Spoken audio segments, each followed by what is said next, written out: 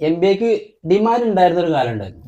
പക്ഷെ ഇപ്പോ ശരിക്കും പറഞ്ഞു കഴിഞ്ഞാൽ 3.5 ലക്ഷത്തോളം MBA ബിരുദധാരികൾ ഒരു വർഷം മാത്രം ഇറങ്ങിയിരുന്നുണ്ട്. 3.5 ലക്ഷം.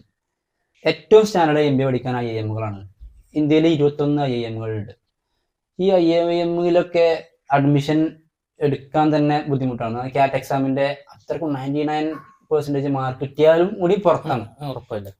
അതൊരു വലിയ കടമ്പയാണ്. പിന്നെ പഠിക്കാനുള്ളത് tyre 1, tyre 2, tyre 3 MBA colleges ആണ്.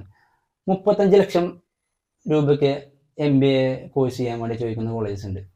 സോ അത്രയൊക്കെ പൈസ കൊടുത്തിട്ട് നിങ്ങൾ പഠിക്കുമ്പോൾ ഇതിനൊരു ROI എന്ന് പറഞ്ഞ സംഭവം ഉണ്ടല്ലോ. 35 ലക്ഷം രൂപ കൊടുത്തിട്ട്.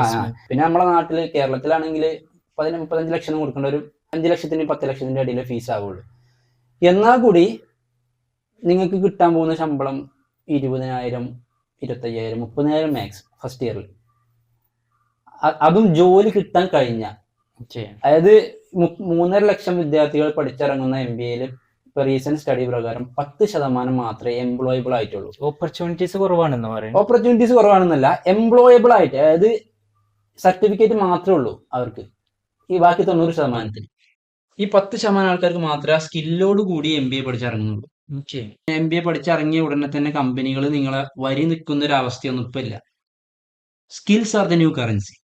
ആ കറൻസി നിങ്ങളുടെ കയ്യിലുണ്ടോ, നിങ്ങൾക്ക് ജോലി കിട്ടും.